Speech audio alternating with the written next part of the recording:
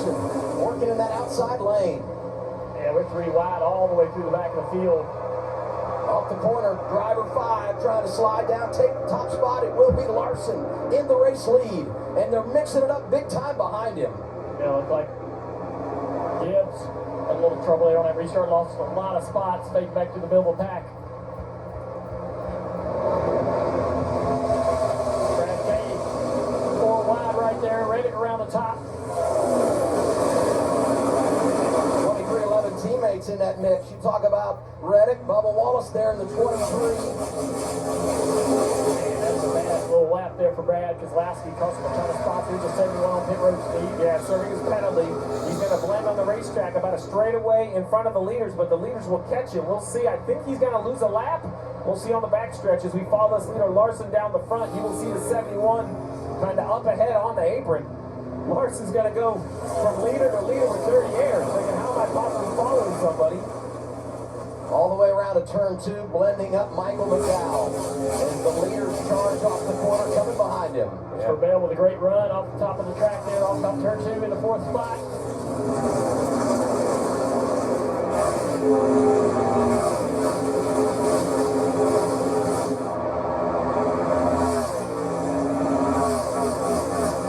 Howard and Wallace side by side. Reddick trying to help his teammate. Bubba down the inside here.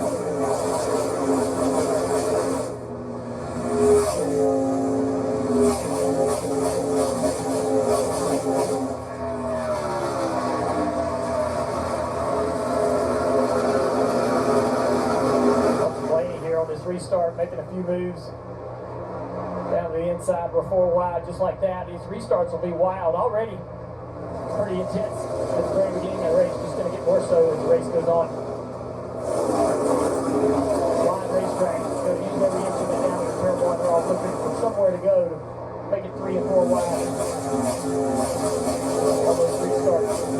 Reddick now 6th in the running order. Driver 45 picking him up, putting him down early.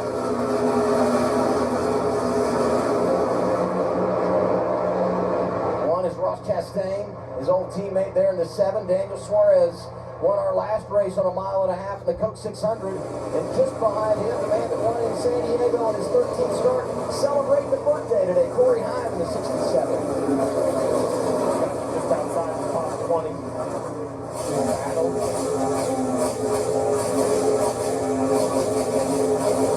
Track already winding out.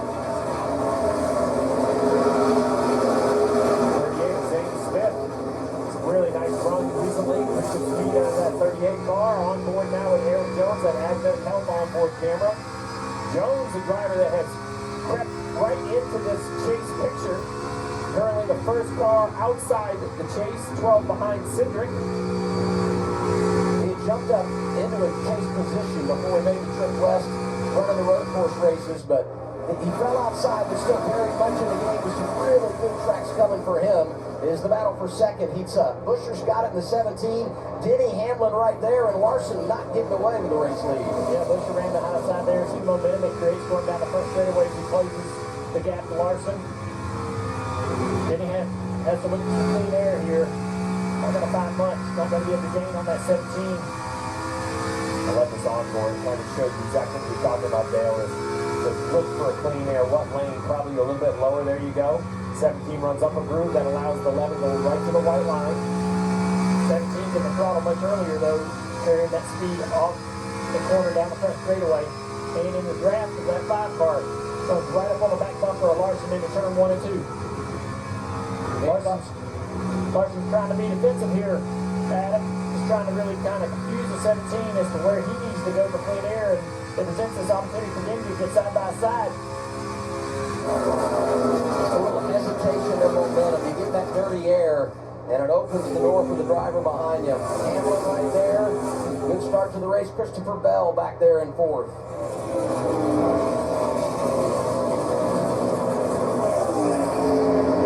Kenny qualified so well. Buscher's maintaining that track position. Brad Keselowski's already dropped several positions outside the top 10.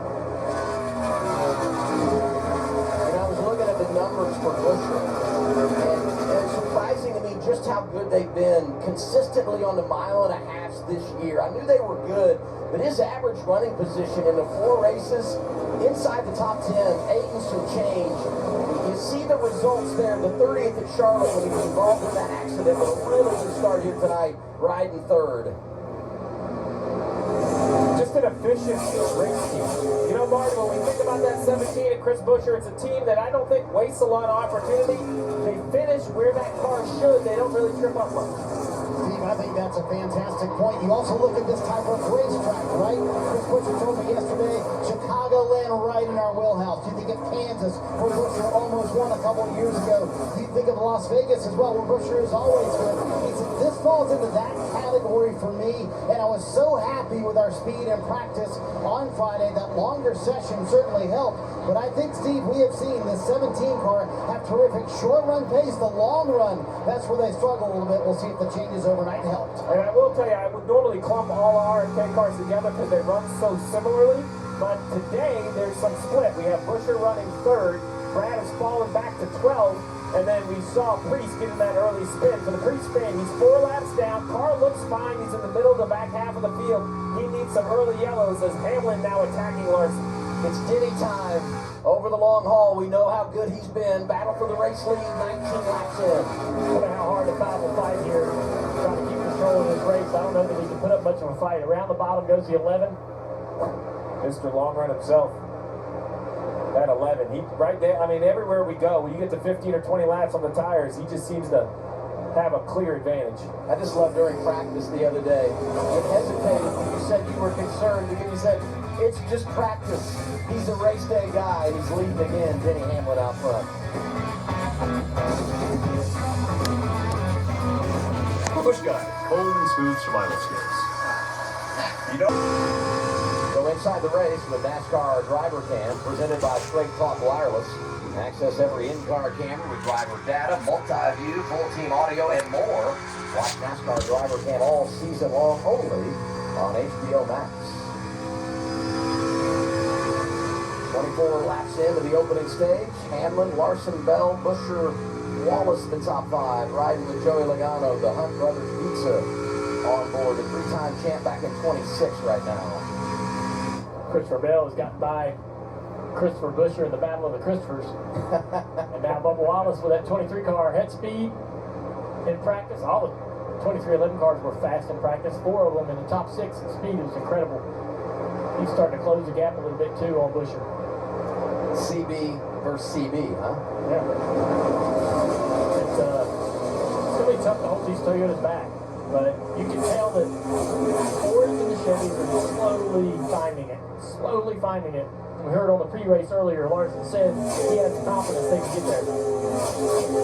And I think getting there and qualifying is kind of early indications. And I don't want to use the word easier, but it's more in front of you. 1 lap speed, you can cover up some other deficiencies. It's the long run where if you have some aero deficiencies or some other things and you start abusing tires that kind of show up. So qualifying was a good maybe idea of what we might see. This 23 above Wallace, but watch out.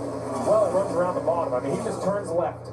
Easily drives to the left side door of the 17 of Buescher. A little in the back right there, but able to stay with the power. I mean, when you dance like that, you can hang on to it, gather it up, and throw on an indicator that over the course of the night should be in a pretty good space. Buescher's going to make this a tough one, though. He's fighting hard on that outside, and that's what this track provides is multiple grooves, and car on the high side is going to have the momentum every time on the straightaway. It's going to be hard to make this pass on the bottom, and there you see the car struggling on the right side of the screen. 23 just trying to, he can't open the wheel up, he can't really get the throttle and finish the corner. 17 with a wheel pulling right there. They're driving all of them. They are not stuck. Which I was shocked with Larson's comments on the pre-race about the perception of speed, because the cars are moving around, and normally you think about that as cars that are sliding, but he was very adamant that it feels like they are hauling the mail around here. Get an update, 23, Bubba Wallace fifth right now, Danielle. Yeah, Adam, he said he needs some front-end help, and we're hearing from several Toyotas that the bottom lane is still the preferred route. Tyler Reddick is being told that by Billy Scott. Ty Gibbs crew chief said the track is not widening out yet. Don't go up there. Kind of run the high line as a defense more than anything. When no one else is really up there running it, it's not the fastest way around the track. But if you're trying to keep a spot, it's absolutely the place to go, because it's going to be difficult to pass you on the bottom of the racetrack as opposed to the top. What's going on, Marty? Adam Classic Denny Hamlin so far here in Chicagoland. Restarts just okay, but that long run pace always seems to be there for the 11 team. So Steve, you can see bright sunshine here in Chicago right now, but this race will finish at night. So my question is, when practice at night, how much will the track change? And as a crew chief, where do you go with adjustments, and how do you migrate your car throughout the race to be right when the checkered flag flies? Well, the track is absolutely going to change as the sun sets and it cools. It used to be very straightforward. In the O'Reilly race, we see all those cars free up. That was pretty much written in everybody's notebook. As the track cools, you get looser. In the last couple of years, between the tire combinations, as this battle continues, Jan Clausen coming. Yeah, making his 100th career start, brings out second caution flag of the night. Yeah, so just to finish that thought, when I kind of Going through the poet restart zone.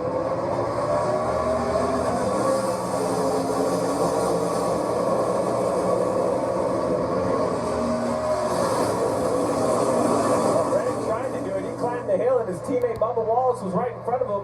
The blue car with the yellow roof, third row back, 3 wide on the top. Chase Briscoe down on the inside of that battle. He was one of the first to peek to the inside in the 19, runner-up last week at Sonoma. It's going to be a net positive right now for Bubba, possibly as well for Reddick. William Byron on the scene in third. Y'all getting the shove from, I think that's Bubba right there. Larson said, I'll go inside, I'll go outside. The one thing I like is the lead on restarts. 5 back on point. Bell to the top, trying to get third here. That's that straightaway, not going to be able to do it. Goes to the inside of Byron. He's got a great run. Side by side with William into turn 3. Middle of the track, Bubba Wallace to the outside of Christopher Bell. Almost contact right there between the two Toyotas for fourth. Bubba Wallace taking the spot. Pretty good in practice. All the 2311 cars were. Wallace, the best qualifier from that bunch. And look, it's William Byron. He too was good qualifying inside the top 10, going after second here. Good race. Larson said Byron had the speed. He was right. 24 car. Takes second away from Denny. Well, I would say long run Danny Hamlin, short run Hendrick Chevrolet. We'll see if that trend continues through the night. Halfway through the opening stage. Hamlin's led 24. Larson has led 15. What about the guy on point, Kyle Larson, Shannon? And we know how fast he is at this racetrack. Back-to-back second-place finishes. One of the challenges he will have today is this pit stall selection. I mentioned during that pit stop he lost the opportunity to pick his stall, so he does have guys that might be coming in at the same time as him. We got Blake Harris and Clint Daniels talking on the radio. They're trying to work something out right now. Listen in. It was out in the middle of the stall, so they're going to have it sign up to let us go through before they put it down, plus the staging of their guy as well. Okay. The 88 is 2 stalls behind Kyle Larson. They're also going to keep their pit sign up for a while before bringing it down so Larson can get in and out of his pit stop. It's good work by teammates, having a good plan to help their driver.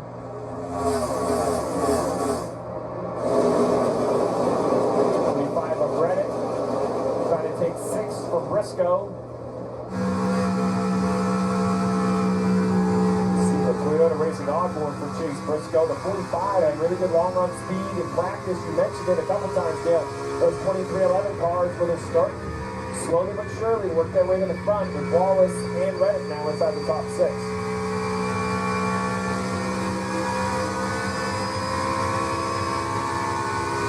Xfinity onboard camera, riding with Reddick here. Looking back at Briscoe.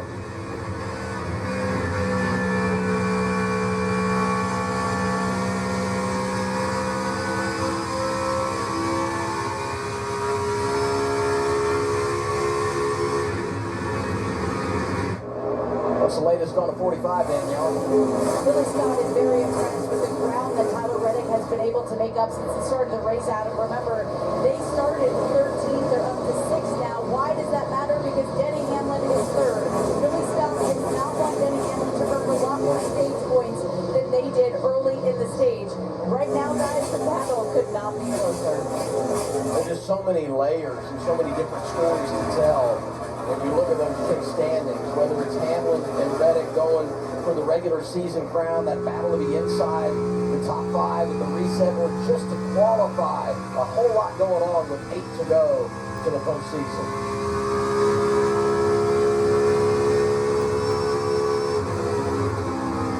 Larson seems to like that middle groove as the 24 miler trying to close the gap. This battle back here, though, Chastain and AJ Allmendinger down the middle of turn 1 and 2, right behind Hocevar. Hocevar struggling a little bit, I believe, from the damage of the contact with the wall earlier.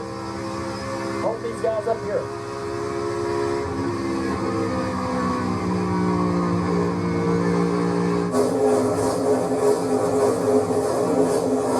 Marty, you got something on the 77?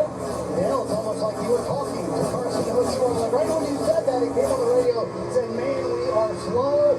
And yes, that underbody damage just killing our speed right now. Remember, Carson Hocevar just outside the top 10 when that incident happened with Zane Smith. Now he's back in 23rd, struggling with a ill-handling race car. It is frustrating. I'm disappointed. I'm a big fan of Zane, a big fan of Carson. Disappointed to see the contact with Zane, whether intentional or not. Oh, we got a spin Uh-oh. hard into the wall. It was the number 33 car, Austin Hill. Austin's been struggling all weekend with his race car. It's a nasty mess right here in the top 10. 3 and 4 wide. I don't know how it's going to work out going down the back straightaway. A lot of contact. Normally people lay back to make a pass. Denny Hamlin, I think, was laying back to see what the heck was going to happen. Teammates racing for the lead. Logano inside of Cindric here.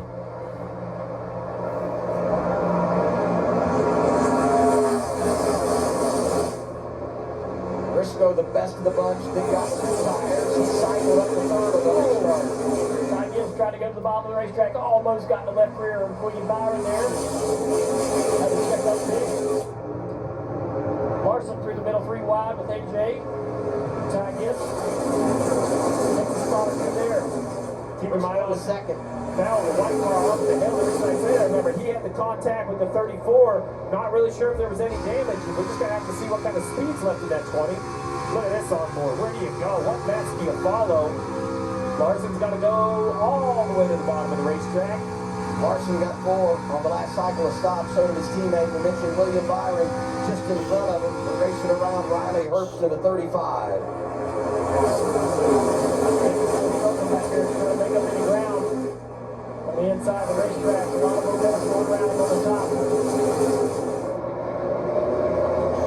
Be a great opportunity for Reddick to maybe grab a few spots here, try to get himself in that top 10. If he stays points while that 11 car is struggling back here. Byron Larson continue to climb on those 4 tires they got. Into that 49. Zane slid up the track off the turn 2. Gets the spot to Bubba Wallace down into turn 3 and 4. Talk about taking advantage of track position. Riding with Denny Hamlin here. HBO Max giving us this onboard ride. 18th is where he scored. Lines up off the bottom of the racetrack with some opportunity here to make something happen. I think Denny would really love this thing to just go 23 laps green to the finish of the stage. His car continues to get better. You start to see him move forward. Restarts have never been the signature of this 11 car all year. They have improved them. But the longer we run, the easier these passes will become. He went 2 for 1 there. Got Ty Dillon and Chase Elliott. We'll see another one right here, I believe, on the one at Chastain. Chastain's going to give him the top of the racetrack.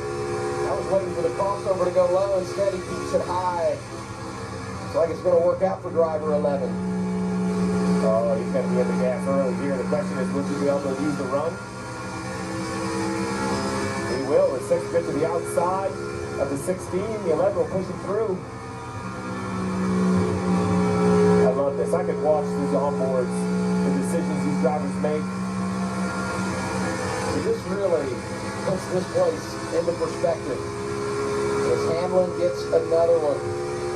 14th in the running order. Dale had set his options. Look, he was working the top, now he's working the bottom, right? It's going to be a little bit harder on the bottom, as Dale has said, but at least he has the chance to go there.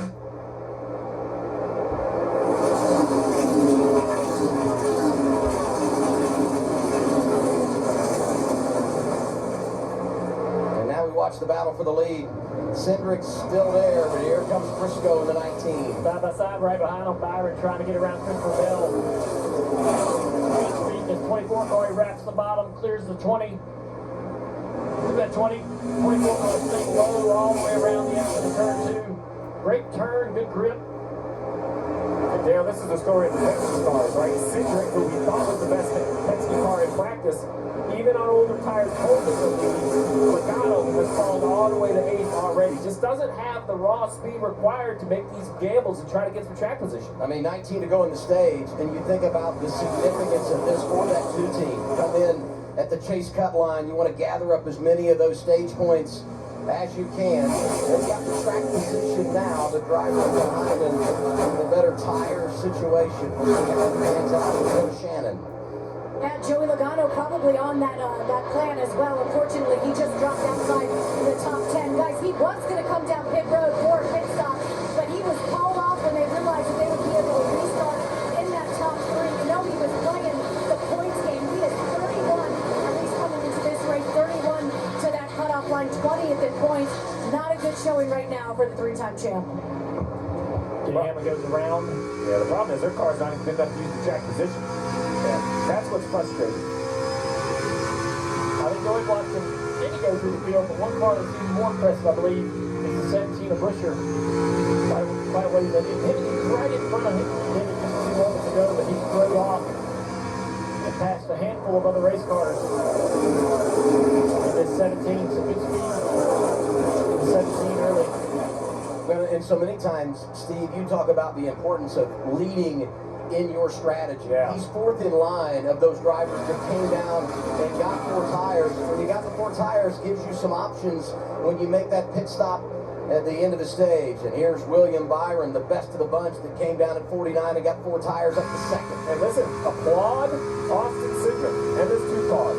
Behind on tires, they have about 10 more green flag laps on their tires, continuing to lead laps. That's impressive for the 2. Very impressive. Ryan Wilson told me last week, it's all blue collar.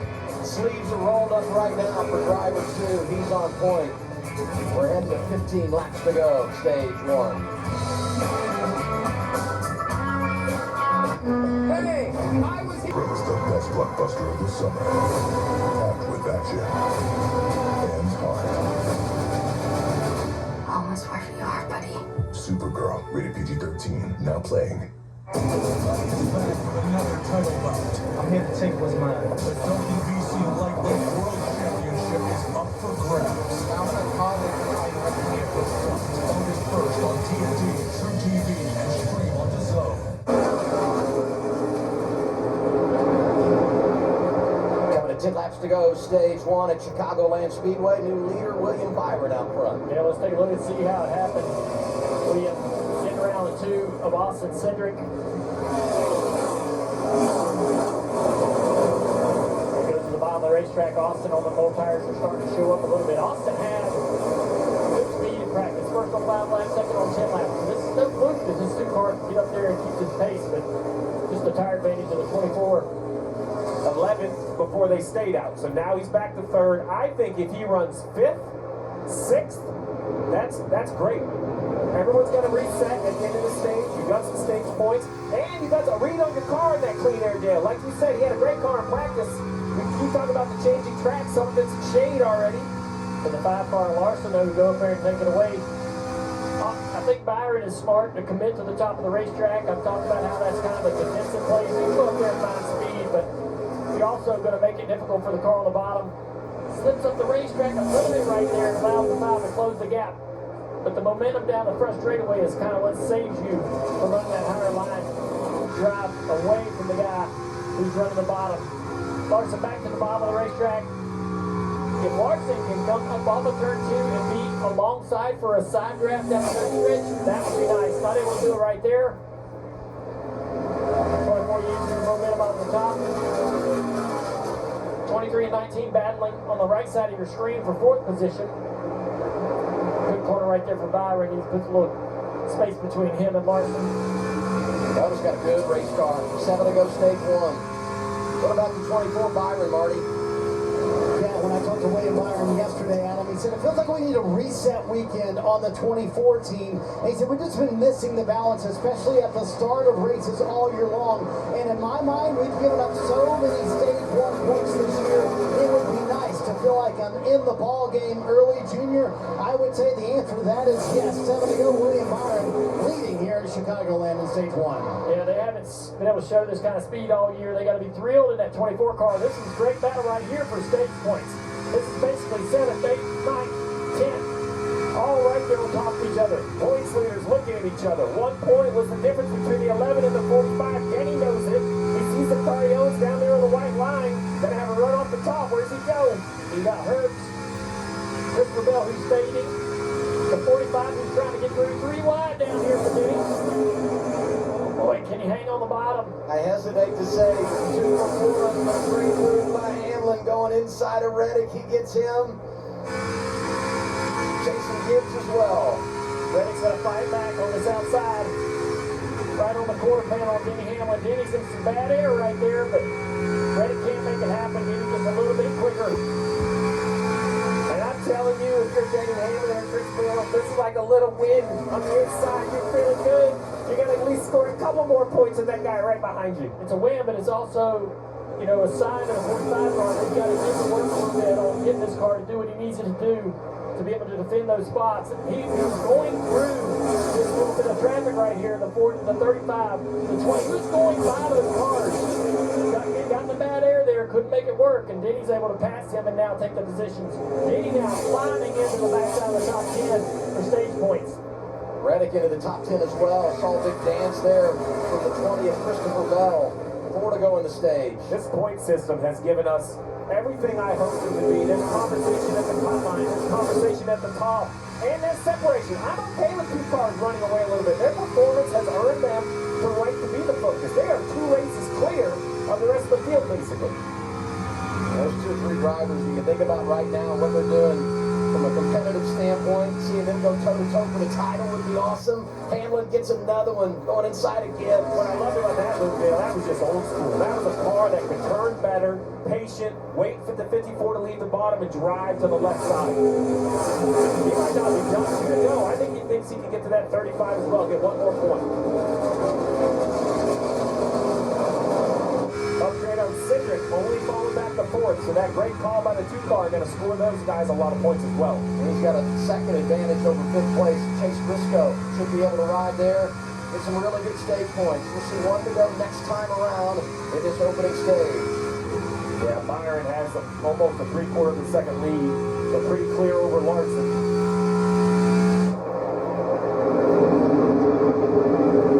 Hey, think back to last year, early in the campaign, Byron had led a ton of laps. He hadn't been able to do it this year, right? Just off the pace in that regard. But we knew they were getting their arms around it at HMS. The guy said it, Larson talking up his teammate on NASCAR Nation, and Byron delivering in this first stage of the race. Hamlin going after Herbst, that's for 7th on track in stage 1. And out in front of them, it's William Byron who gets the stage victory. And William Byron wins stage 1.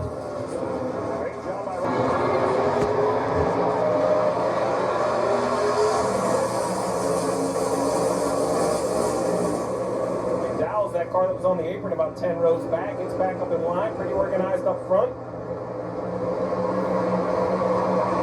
McDowell, top 20 after that pass-through penalty following those inspection issues yesterday. Byron gets the jump on the restart. Here comes Larson in the 5. Yeah, Bubba trying to hang on the top of the racetrack right there around the outside of 5. I think he's going to do it. There's the 5 down the front straightaway. Racing behind him. That's like 2 cars you mentioned out here. We're looking at Hamlin, you love Busher. I can see why. With the speed of that 17. Can he stay on the right side of the 11? He will. He'll race him off the corner. Yeah, momentum off the top. Going to carry the 17 almost clear. Denny's going to try to slide draft and slow him down. Out front, Bubba Wallace trying to take it. to the 24 of Byron. Bubba with a big run down the front straightaway is going to get to the back bumper. The 24 entering turn 1. I had a conversation with Bubba earlier on Inside the Race this year about Reddick's hot start, and he admitted, he goes, I'm cheering on my teammate, but it hurts when you see a guy in the same equipment winning that many races, getting that hot start. He wants to make it his turn. Remember that big win a year ago at the Brickyard? He'd love to relive that by getting a win this summer. Side by side to the lead off turn 4. Side draft 24 Byron on the top of the racetrack. They send it down into turn 1. Bubba wraps the bottom. He's clear. Well clear the 24 Byron off the turn 2. Bubba Wallace, the new leader. How many times you got to be patient to make it work here? Because it takes so long, as we've said, to execute a pass. But Wallace that time able to dive down, get the spot. 24 bouncing around a little bit as Larson gets around Byron. The Hendrick Chevys are big, and they got the Toyotas beat because they got Hamlin back there and Reddick back there, and here comes Bubba Wallace with a smile on his face. After 1 for 2, if the 24 car is driving as well as it did the run before. Just doesn't look quite as good as he's trying to fend off a challenge from his teammate. Also, his main challenger in the bracket this weekend, Larson. Byron, they're going at it for second. Oh no! Whoa, it was Kyle Larson. Watch out for this grass, a lot of rain. We'll see what kind of...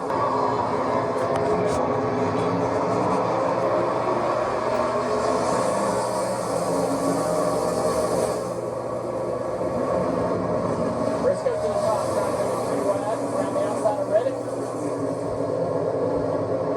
Restart's getting better and better. Here comes the 24 Byron down the back straightaway, side by side with Bubba Wallace. Busher in the third. Denny struggling a little bit. Restarted third on the inside. Already dropped back to 6th. Ricky Briscoe, that's 3 wide move first. He's got it all the way up. He's down with the 4th position. Wallace able to jump in front of Byron. Byron might make it work in that outside lane. Chase Elliott trying to get to the outside of Denny. Won't be able to do it. Look at this. I mean, 4 different lanes there basically through the corner. Yeah, almost had that Ginsburg little kiss coming off the corner.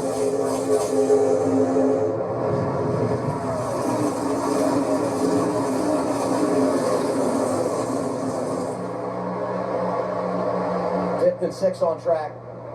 Reddick and Hamlin. And Denny trying to recover. Didn't quite get the restart he wanted. Here's the 97 car just missing the corner a little bit. Gets a little bit loose. Up into the fence. Denny taking a spot back on the left side of the screen from the 45.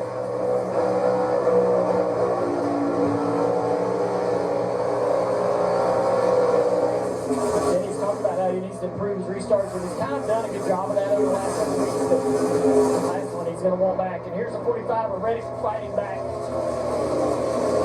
No run speed on this 11 car. He kind of looks normal today. Steve, no run speed there. Yeah, I agree. Another name we haven't talked about, 48 of Bowman, right back there behind Chase Elliott. So those 2 Hendrick Chevys moved in the front. Hamlin finally clears the 45. That is going to be something we'll keep an eye on, though, Dale, right? The long run speed will put him there, but if we continue to get yellows late in these races, can he protect enough? Look at the in-season challenge. A lot of good matchups in the bracket this week. We got Larson having his problems, and how about Ocean Orchard William Byron who's up there in second. And Steve, you just referenced Alex Bowman riding ninth right now, racing Ty Gibbs for that position back there, just behind the top 5 of his teammate Chase Elliott, Danielle. Shannon, excuse me. The 48 of Alex Bowman, you just mentioned an in-season challenge against that number 1 seed of Tyler Reddick. We talked to him pre-race. Of course, he's the most recent winner here at Chicagoland. But the team telling me you can throw all of that data out the window. So different with his new car. What's not different is the driver and his confidence. Blake Harris told me from the very first lap they saw that confidence in Alex Bowman. They tried to tell him what other drivers are doing, but they said, we just gotta let him do his thing. Think about the top 10 he posted last week to advance from round 1 to round 2, and we got to celebrate Eric Jones. Top 10 for the driver out of Byron, Michigan. Another driver glad to be back on the ovals. Oh, yeah. And this style of oval, and you think about Jones and the success that he's had right here at Chicagoland, 2015, 2016, winning in the O'Reilly Auto Parts Series. 19's come to life. Great move on the restart. Gave him a couple spots, and now he's going to try to march forward. And Busher won't go away. You know, we keep talking about all these different players, but 17 of Busher quietly, methodically, just stays right in the mix. A little bit tight right there for Bisco through the middle of the corner up the racetrack. He's a little bit of distance. Here's a battle right here, Corey Heim, the 35. Yeah, he's been quiet tonight, but 13th on the board after qualifying deeper in the field. Young driver, very impressive as you look at the numbers from 23-11. A couple of cars in the top 10, all of them inside the top 15. Reddick struggling right here, losing a couple of spots for the NASCAR. Chase gets by as well for 48. And this is the race that Bubba Wallace was looking for. The one race where he was the bright spot for 23-11. This 45 car looks like he's struggling a little bit. Even though we saw incredible speed out of him in practice, Reddick is not able to make it happen right now. The track could change tremendously though once the sun goes down. Trying to put a run together off the top here. Gets to the inside of 48 down the front straightaway.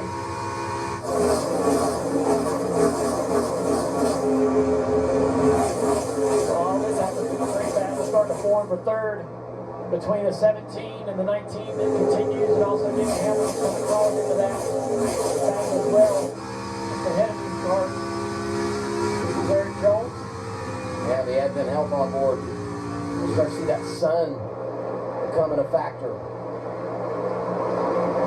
Christopher Bell now getting by Shane Van Gisbergen, 23rd on track for CV. Marty? Yeah, you gotta go a long way back to check in on Christopher Bell. Remember that contact on pit road earlier with Todd Gilliland. They have pitted several times to fix that damage. And here's what Adam Stevens told his driver under caution a couple moments ago. Now with Steve and your tires. But tires, all the tires are in front of us. It's got to be the damage because your crew chief has done it.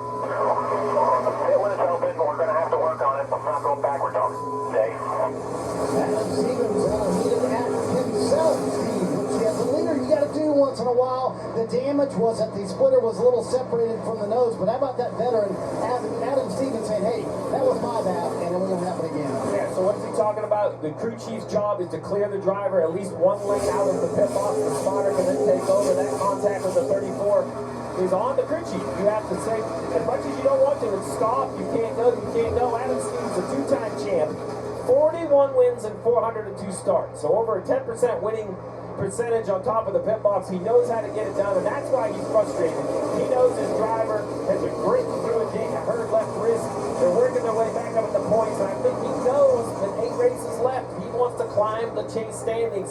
Mistakes like this are giving away a track that I thought they could potentially win at. He was my pick pre-race, and we'll have to just see how much speed's knocked out of the 20 car.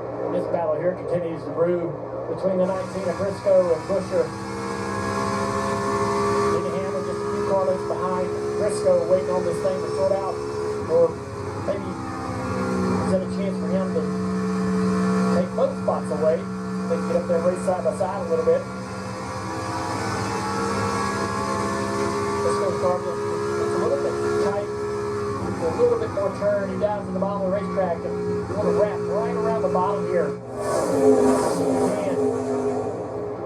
Pretty good job there, but momentum's going to carry the 17 down the front straightaway. They draw even at the flag stand. Dad down to the garage today. Great sprint car driver. Chase, a third generation guy, putting some really good runs together back to back. Runner up at Sonoma, getting it done here tonight around Busher up to third. Bubba Wallace in charge in his Toyota. Closing on the midway point of stage 2. He's in front of Byron, Briscoe, Busher, and Hamlin. You're watching NASCAR on TNT from Chicagoland. Make the chase lead incredibly intense battle. This is why you race. The sense of urgency is high. Make the chase, run for a championship. power-only auto parts series. Saturday night from Atlanta at 6:30 Eastern, 3:30 Pacific on the CW.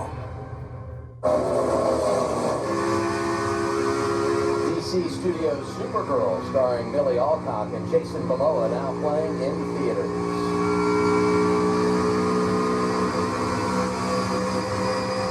Inside of 50 laps to go, stage 2. Opening stint of the race goes to William Byron. And right now it's Bubba Wallace out front. Byron second, but here comes Briscoe in the 19. Marty Snyder let us know that the 24 Byron struggling with front turn. That car doesn't look as good as it did earlier. But I mean, right there is Bubba Wallace. This is still a pretty tight battle. Bubba's not driving away off the nose of the 24 car. But Byron now has to start to get defensive. Instead of trying to do what he wants to do to run the line that he wants to catch the 23, he's got to also try to do what he can to keep this position, meaning he may have to go to the top of the racetrack and run a line that gives up a little pace to the 23 car above Wallace in the lead. You see 3 and 4 and the entire front straightaway now in the shade. The sun's got low enough that while it may not have set, the track will be cooling quickly at that angle, especially in the shade. The 11 closing in the picture behind the 19 and the 24. Oh, the 24 just had a terrible exit there. Lost the front and the back of the car. Almost spun the car out. There's Briscoe flashing to the inside. Byron had to jump off the throttle. He had a big push coming up off the corner. When somebody gets on the inside of you, your car gets really tight. You lose a lot of turn. Well, there he is. I'm riding with him now. He just lays in the weeds, finds his way. Briscoe goes by. Hamlin said, I'd like to join my teammate, racing Byron for third. A lot of room behind these cars, so Byron can probably give this spot away if he wanted to and just settle in and try to save these front tires. If he's lacking a turn, he's beating the right front tire up, making the right front mad. It's going to make the push worse. It's going to make the front grip worse. Probably only 5 or 6 laps away from green flag pit stops. It's going to be a little hard to predict with that earlier yellow, but look at how much better the 11 car gets through the corner now. As I mentioned, the 23 wasn't driving off the nose of that 24 car and wasn't going anywhere. And here's Briscoe going to the top of the racetrack, trying to get around the 23 while Bubba's struggling. Here comes Denny Hamlin. It's a 3-car battle now. It's the 11 Toyota out front. Joe Gibbs Racing Toyotas are there. Bubba Wallace hanging on. Got him coming on either side. Inside Hamlin, outside Briscoe. For the lead off the corner. Briscoe's going to have the momentum. The 2 inside cars slowing each other down with the side draft. Bubba sees it. Slows the 19 down, but it's a little bit too late. Now can Briscoe fight, get the spot back, get the lead back from Denny. Denny with probably the better car of the 2. Briscoe clears. Now we'll see if Briscoe can drive away. That's a pretty good speed over the last couple of corners. Right to the bottom of the racetrack, right in the throttle. Then he closes just a little down the back straightaway with the draft.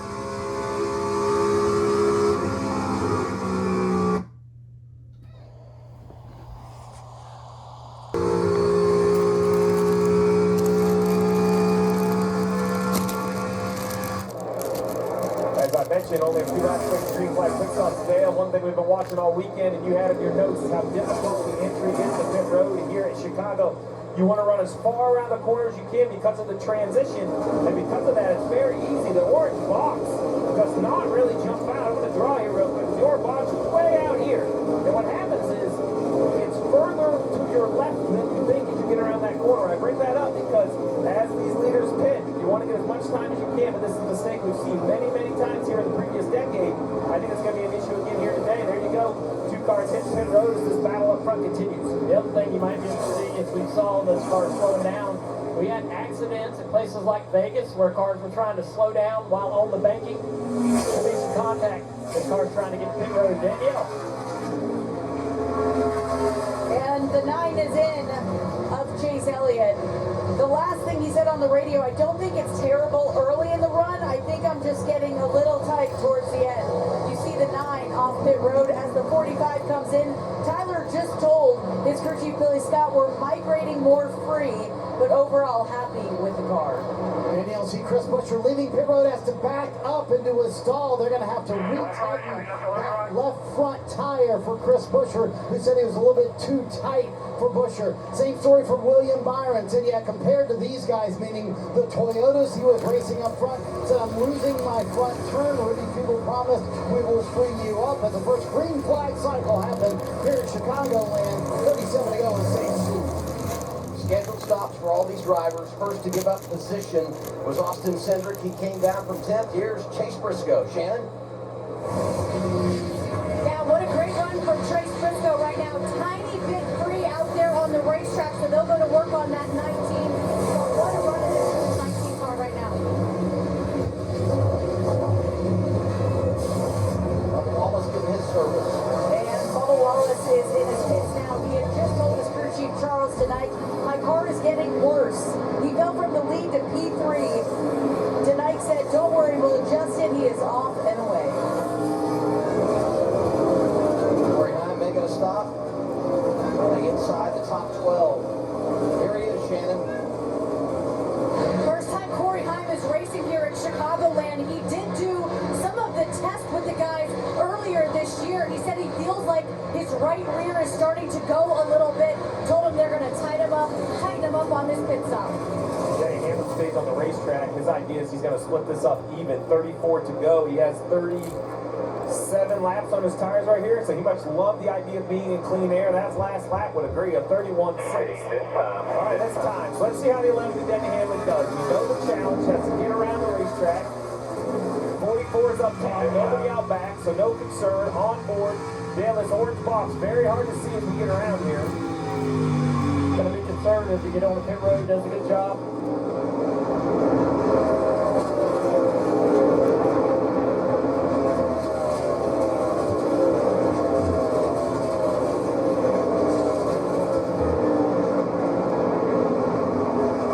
Long drive down pit road to that number 1 pit stall, Marty. Yeah, when Denny Hamlin was outside the top 5, Adam, he said, quote, I'm going to quit messing around here in a little bit. And indeed, he did. Run there battling teammate Chase Briscoe for the lead. You see Tyler Reddick coming back to pit road. Hamlin, no complaints, especially on that long run of speed, Danielle. There's something wrong with the 45. Tyler came on the radio and said, guys, we're in trouble. I can't see anything, but it feels like water is everywhere. Could be something with the oil pressure, Steve. Yeah, I see some fluid underneath the nose of the 45 car. You see it all over the right side. Something has gone through the radiator. Oil cooler, so maybe a piece of debris or something has gone through the radiator or something inside the motor has exploded, but you see the fluid all over the right side. So this 45 will be retired. They can go back, make the Clausen. This is the battle at the front of the field. McDowell doing a good job of keeping himself in the game tonight when you consider that they had to pass through to start the race. Byron and Larson. With Larson's issue, Byron has to be feeling decent about his chance to advance.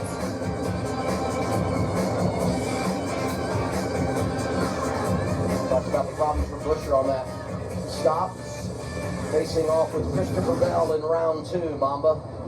Yeah, you guys know I'm all about the money. It's about this $1 million, this in-season challenge. And so we got Todd Gilliland, who was he wasn't really up to snuff where he needed to be. But coincidentally, the incident between his teammate, Clausen, Smith, you know what this means? that could put him in the capo seat right now. Flag cycle. He's the control car, front row, Chase Briscoe. 22 laps to go, stage 2, Chicago.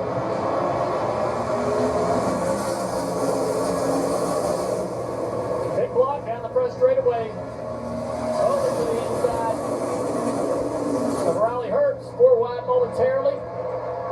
It's going to cost Singer quite a few spots.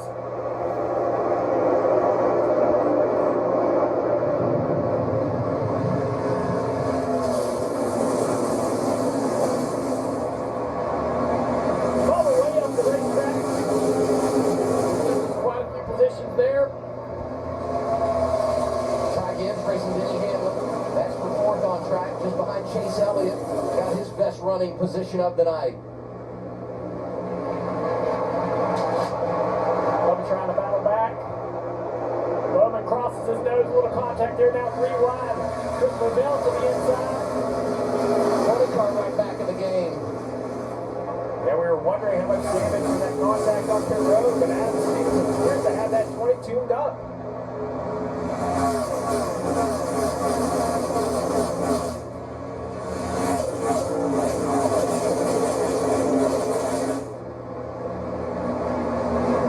Bubba's off spots here.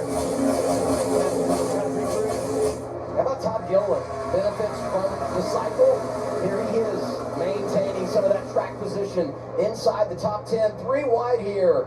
Oh, the 20 gets a little bit loose right there. Has to jump out of the gas. It's going to allow Blaney to clear.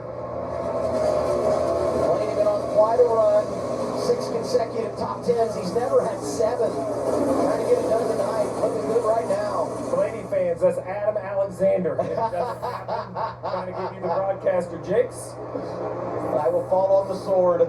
Well executed night so far for he and crew chief Jonathan Hassler. You can see Bubba getting a little bit loose right here. Oh, big moment. Chases the car up the track.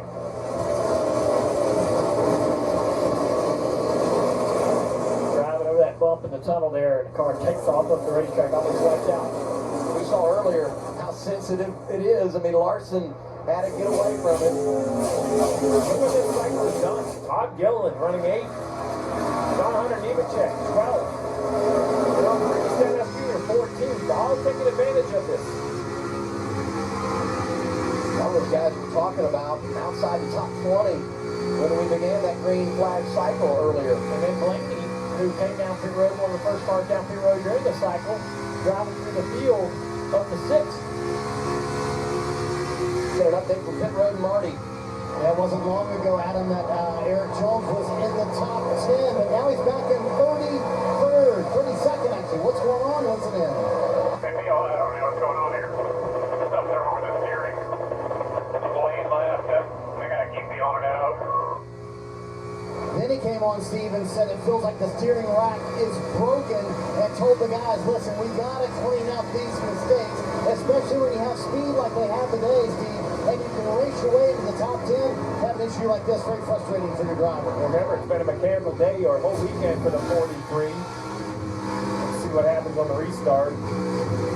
Stuff the track a little bit.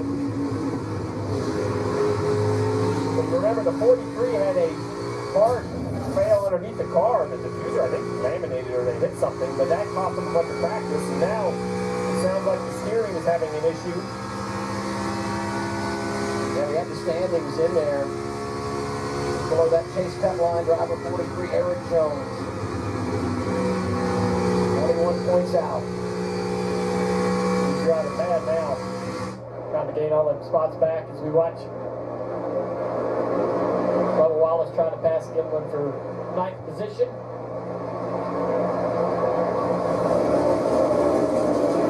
Hendrick's trying to regain some of the spots he lost on the last restart. Hendrick's 10th, and the first to come down in the green flag cycle. So it's kind of leveled out for him as he rides at 11. Hendrick, 14 laps to go on the stage, wants to get back inside the top 10, get some of those stage points after collecting 7 in stage 1.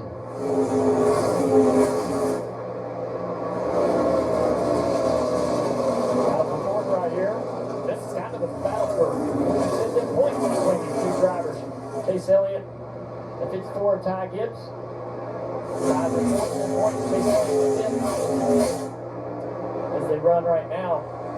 And Ty made the jump to board with an incredible execution last week, sweeping the stages at Sonoma, gets a top 5 finish, put 54 points on the board. A great effort by that group to go out and deliver on the road course.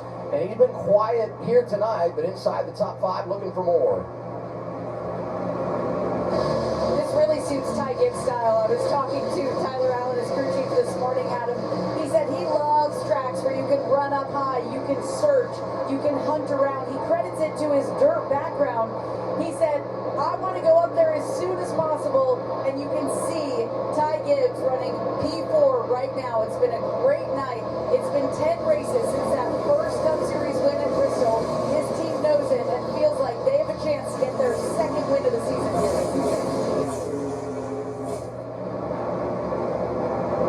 Grab the spot away from Chase Elliott right there. And Blaney's trying to claw up into this battle as well, continue moving forward that 12 car. Blaney had no real good front-end speed in practice, but on the long run, it looked pretty good to me. 6th and 10 lap and 5th and 15 lap. So there's good speed in this 12 car. He's one of the cars that came here and tested the tire test, Denny Hamlin and Larson being the other two. I love Blaney on NASCAR Nation earlier when we had the feature of him winning the 4th of July race at Daytona in 2001, and Blaney's watching the clip, and his dad Dave was in the race. Yeah, my dad Dave was in that race. I thought his reaction was outstanding. What do you have for us, Marty? I gotta agree, Adam. That feature was just awesome earlier today. You know, I talked to Jonathan Hasser, crew chief for Ryan Blaney, earlier today about sort of their intermediate track performance. He said, listen, let's keep it in perspective. Yes, we did the tire test here, but 6th to 10th has been a really good day for us at the intermediate track. So a top 5 finish, that'd be a fantastic day for us.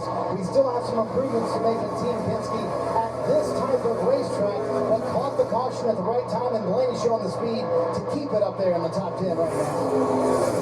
Think about the tracks that are coming up.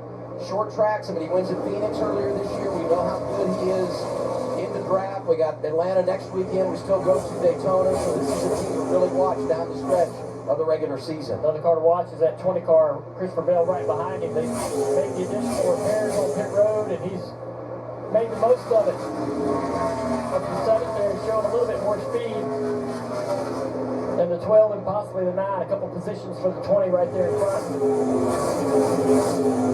Running order for Joe Gibbs Racing. 2nd, 3rd, and 4th for Briscoe, Hamlin, and Gibbs. And you mentioned Bell riding 7th, 3 wide here. I mean, that's a trio. You got Chastain, Logano, and Hocevar going at it. Yeah, 21st, 22nd, 23rd in the running order. No quit in any of those 3, right? Perhaps when there should be. Let it go. I will not. That's so entertaining. I'm a favorite Hocevar. He's really becoming beloved, I'm going to tell you. You hear it at pre-race, every time he walks around the infield, every time he's here, fans groups, or on social media, the fans really support driving the 77. When you walk around here, and Steve, you were talking about the fans and how knowledgeable they are in this region of the country, regardless of what sport you're talking about, but certainly NASCAR. But you walk around and you just see so many fans now wearing that 77 gear. A lot of it produced when he won that race at Talladega. Oh, that's celebration. Classic. 5 laps to go, stage 2. Oh, look at there. Chastain throwing a block or 2. Logano trying to just go where he wasn't. They make a little bit of contact on the front straightaway. Hocevar loses the nose really bad right there. And if this was for 5th, they would be smiling for this hard racing. But when you're outside the top 20 and someone's racing you like this, man, the frustration starts to build. Back out on the racetrack, right on board with Reddick. 29 laps down. This battle here is really pretty fun. Logano trying to salvage a good day after been really frustratingly slow in practice and qualifying. 12, Blaney finally takes the spot away from the 9 of Chase Elliott. Good buddies there. Trying to jump back into the stage point game. Collected a bunch of them this year. Look at the lineup. You get the stage points. Blaney's top 5 in that category. And Byron in line to get a bunch of them tonight. Won the opening stage. Going to be 2 to go this time by. Briscoe right there with him. Hamlin not too far back. You see the speed of the 5 cars. That spin has definitely damaged. They took the wave around. The older tires just didn't work. They didn't get the yellow. He's back to 2 laps down. It's interesting right here if we ride on board or stick with this fight. Then he loses the nose with the 19 car driving across the front of the 11. It kind of creates like a boat weight of dirty air. You don't want to be behind anybody. You want to be offset or in some clean air there. So then he seems to be quicker. The 19's probably struggling as he gets closer to the 24. So that presents opportunity for Denny to maybe take a position, if not two. It's going to happen quick, though. Final lap, stage 2. Briscoe's going to send it top of the racetrack. Might have enough of a run down the back straightaway to close the gap. Drives right up on the back bumper. The 24 is trying to make it confusing as to where he might go. Little shot fake there, going into the corner. 24 losing the car a little bit right here. Oh, 19 out of gas, got tight. Byron back to the green and white checkered flag. It's a stage. And William Byron won stage 2. Melt. Flame seared prime rib meets melty provolone. Top sliced, toasted twice, and extra melty. Because firefighters do things the right way. The steak and cheese melt, only at Firehouse Subs. You gotta come with me. I don't know if you're the real Spider-Man. Please, you just have to trust me. Fine. We're faced with a threat. You sure you want to do this, Scorpion? You think I'm Scorpion? That can be anyone. Dr. Banner? I didn't know you'd get that big. Spider-Man, brand new day. The Spidey tracker says Spider-Man is in the vicinity. No way, that's crazy. I'm not like a weirdo. He's a little weird. Rated PG-13. What's that song about gangsters moving all sneaky like? Control on the pit lane will do it on the restart as well. Final stage, Chicagoland Speedway on TNT.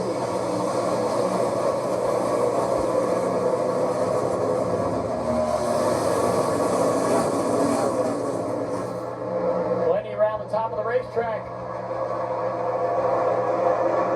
Bubba Wallace joining them. That's the car right behind Blaney. Gotta give him a shove. Bowman right there as well. Gibbs jumping inside of his teammate Chase Briscoe. Racing for second as they come off turn 4. Second to fifth in the running order. All getting it done for the coach. Joe Gibbs racing.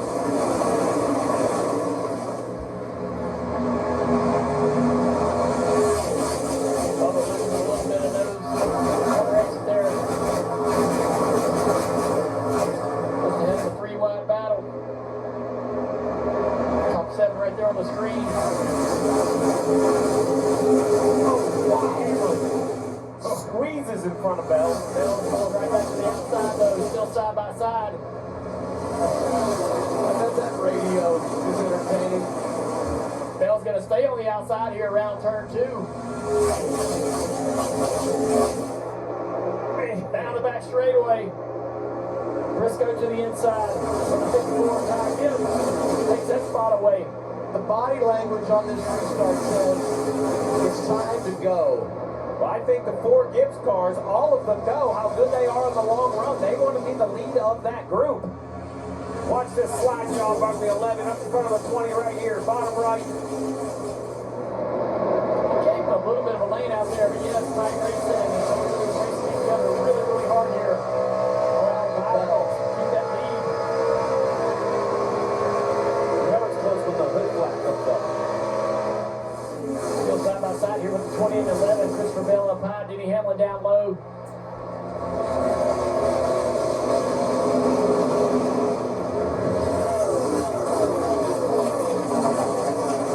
Remember, these are the 2 that race like this in the closing laps of the 600. It allowed Daniel Suarez to kind of maintain the lead. We thought it was going to be a Gibbs car, but they could not sort it out. Yeah, they were both part of the battle as well in Nashville, Steve. You had that epic 3-wide white flag. Christopher Bell with a wrist injury now. Feels like he's on the way back to a full recovery. It was at that point that I said, watch out for Bell. He goes second in the 600. He goes second at Nashville, and you're like, he's on his way. And he's crashed into it, injures the wrist. A lot of challenges since that time. Getting on track, top 5 at Sonoma. He's finally going to be able to get clear enough to slide up in front of him and take the lane, take the air away. Both of them to the bottom of the racetrack. It's the entire side of the racetrack in the shade, Steve. As you mentioned, the temperature of the track goes down. That tends to mean the lane, the groove moves down as well as the grip of the track goes up.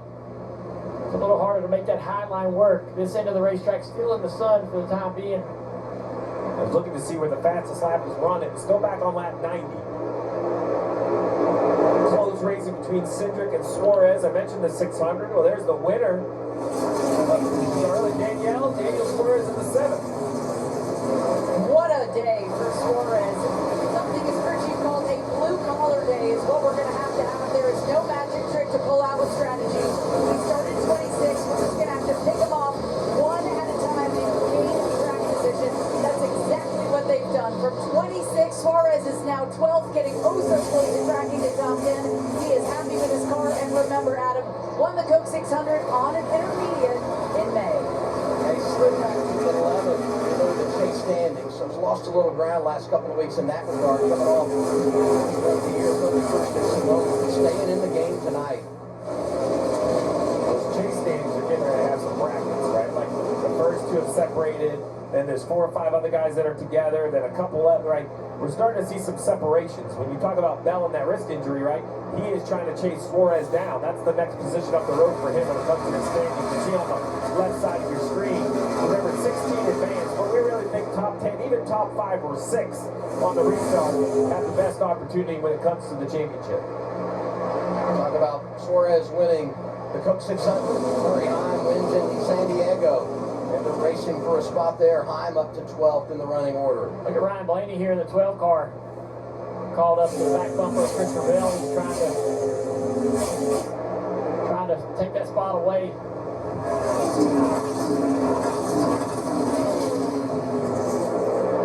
I'm impressed by the speed of the 12 with Blaney. And it feel like the board's been very good all summer long. Fisher was strong early in the race. Right now, riding at 15, going down the floor, really up towards the front of the field is just 12. So I think about Blaney, and I look down the road because third in points, so they're going to be great when you look at the reset for the chase. But we've also talked about where they are when it comes to intermediate performance, and you're going to have to be good on these mile-and-a-half ticket chase if you're going to have a chance to win the title. Well, I know Team Penske knows they want to have their cars better, but they have to be very happy, Dale, to know that they got this man in a contract extension. I mean, what he does behind the wheel of this 12 car, it's not in question, right? They locked him up. They have their franchise guy. Logano's a great guy, multi-time champion, but Blaney being a little younger, and he just is the leader of the pack pretty consistently. Logano said recently that Blaney's the better driver. And I think when you go down in the garage and you look at how good Toyotas are and how off the boards have been all summer, the garage would tell you that Blaney's better than anybody imagined. I remember, Dale, when you and I talked to Paul Walker, the Dallas crew chief, a couple of months ago, and he just referenced the data that he has because he's an in-house guy at Team Penske, and just paid such a huge compliment to Blaney of what he's able to do with the race car based on the speed that it is delivered on a particular weekend. I've had a lot of teams tell me about what the Toyota advantage may or may not be, where Chevrolet stacks up, where it is, and every conversation ends with, and Blaney's a driving machine, because they just don't believe that's where those Penske cars should run. 100%. Well, he's a student of the game, and I would say the same about Corey Heim, 12th right now, Shannon. Yeah, certainly the youth of that Toyota group, and what a race he has had. Started 28th here today, and he's had restarts back in the 20s, but he has been making his way just outside the top 10. This team's been very strategic about the races that they put him in, give him some time in between each one to get ready. They actually started preparing for this one while they were working on San Diego setup. But Corey Heim told me today is about trying the top lane. He said, I've never really been very good up there. Haven't been able to find speed. I want to go up there. I want to test it. If I don't push myself today in this race, it will end in a failure. I like your approach, running every few weeks. Gives this young man a little bit of time. Remember, he doesn't run anything full time. He's strong, he's O'Reilly, he's tough, bouncing all around. I'm going to take a minute too. Tip of the hat to my old buddy Rudy Barker, crew chief for Corey Heim. Got that win out in San Diego with number 600. I'm talking pit box today. Did a lot with Bubba Wallace, did a lot with this young man. Guy in the garage that you rarely see not in a good mood. And you know what? If you're a young driver, he just tells it like it is. So, see, you're always going to know exactly where you stand. He's hiding from the camera. There's my buddy Boogie in the middle. That's right, Boogie. You can smile. I won't tell anyone. It's hard to run 12th in a cup race. It's hard to do that. This young man's doing a coach job. I think since he won in San Diego, our expectations have shifted somewhat, right? Is 12th really a great day? Absolutely it is. Against this stout of a field. Right with Hamlin, the man who tapped him on the shoulder to come full time in 2027. I would say there's some similarities between these two. When you think about mindset, approach, driving style, and Hamlin racing to the outside of Gibbs for third. As we get deeper into this run, the expectation would be that the Toyotas will start to put a little bit of pressure on William Byron. Briscoe 8/10 back. Seems to be maybe closing the gap just a little bit. William Byron continues to lead 68 out front tonight for the guy that swept stage 1 and stage 2. 78 laps remain. Pledged to concrete and asphalt, it is our DNA. From revolution to evolution. Traditions, loud, proud, unmistakable, free.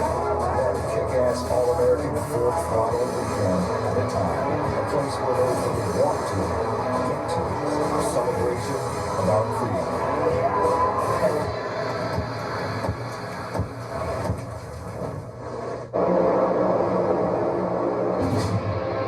Great night in Joliet, Illinois. NASCAR on TNT, live at Chicagoland Speedway.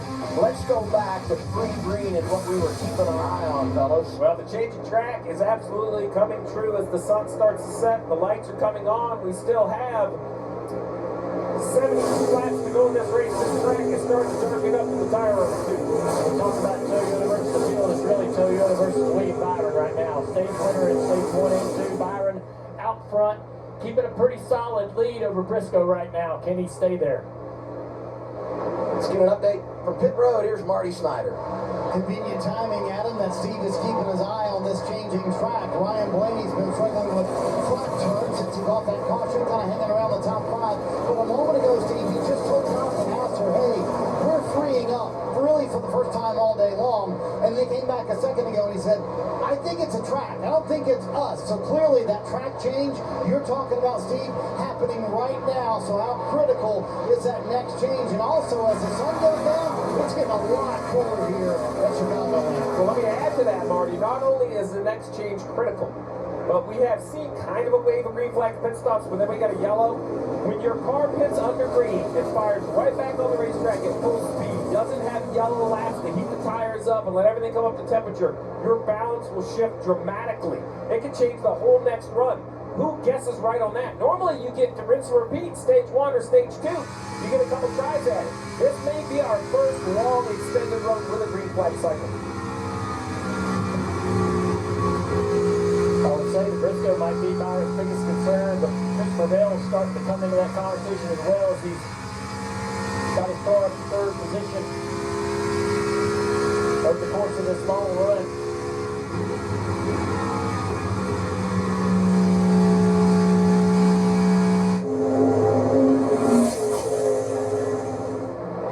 The car looking really good at the right time tonight. 11 Johnson. That 11 car has that look. We've seen it at Michigan. We saw it at Pocono. We've seen it in Nashville. And no deficit is too big, right? You think about he gets the pole from Nashville and jumps the start, so has to come from the back. Wins the pole at Michigan. Once again comes from the tail end of the field. Tonight had some compromised track position early after a cycle of stops, but here he is. Denny Hamlin racing his teammate Christopher Bell for third. Look, I don't know if it's smoke and mirrors or part of the action's detrimental sales pitch, whatever it is. But what he's selling about not caring about practice and learning from Michael Jordan and figuring out a different way to run these races and staying calm throughout the day, like that's what we're seeing on racetrack. So it's more than a marketing campaign for Denny Hamlin. He's kind of not only talking the talk, but then he walks the walk when it gets into the race. And you're seeing it right here once again as he drives right by the 20. Fastest car of the top 3 last lap, even with a pass. Hamlin having a good night in a race car, and once again, his driver's having a good night on track. Obviously, Reddick had the issues, but Bubba Wallace up there in 7th has really been a part of the equation throughout the night, Danielle. He really has had one of the best cars all day today, Adam. His crew chief, Charles, tonight just said, you're doing good with pace. He's told to stay with it, to stay with the car until the pit window opens. I'm not sure the driver loves that plan. Let's take a listen to the radio. Still doing good. Stay with it. Just got to be better than the other guys here for a bit to get us through a window. Do you need your balance to be different prior to this point? All over the place. Stevie, when your driver's screaming about tires, how bad are the tires right now, and how long until that pit window opens that Bubba's praying for? Well, 65 to go, they could make it from here on fuel, but they have only run 31 of this sets of tires. So while you can give your driver some short-term relief, it's going to be a long-term pain if you don't get a caution.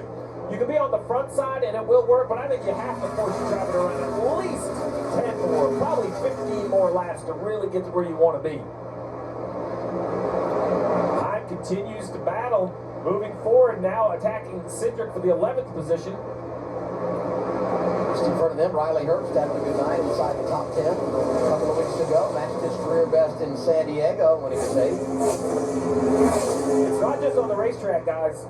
I'm looking at the pit stops from today. Briscoe's fastest stop of the year was today. 2 of Byron's 3 fastest were today. 2 of Hamlin's 5 fastest stops were today.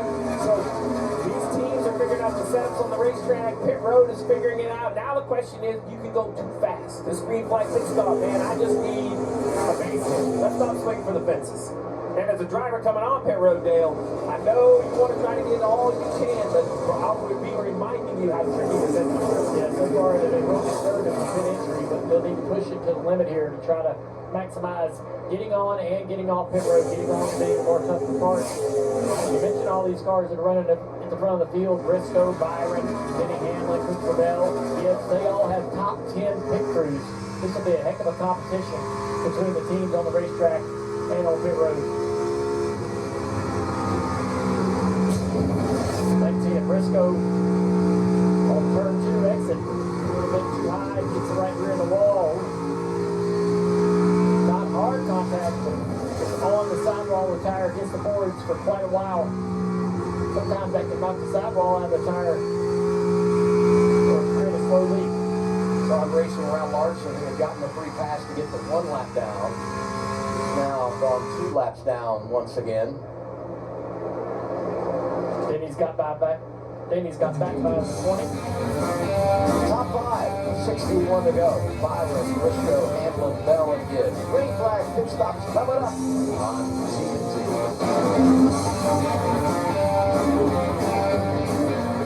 Listen! 60 laps to go. William Byron leading. Let's do our credit one bank. Ones to watch.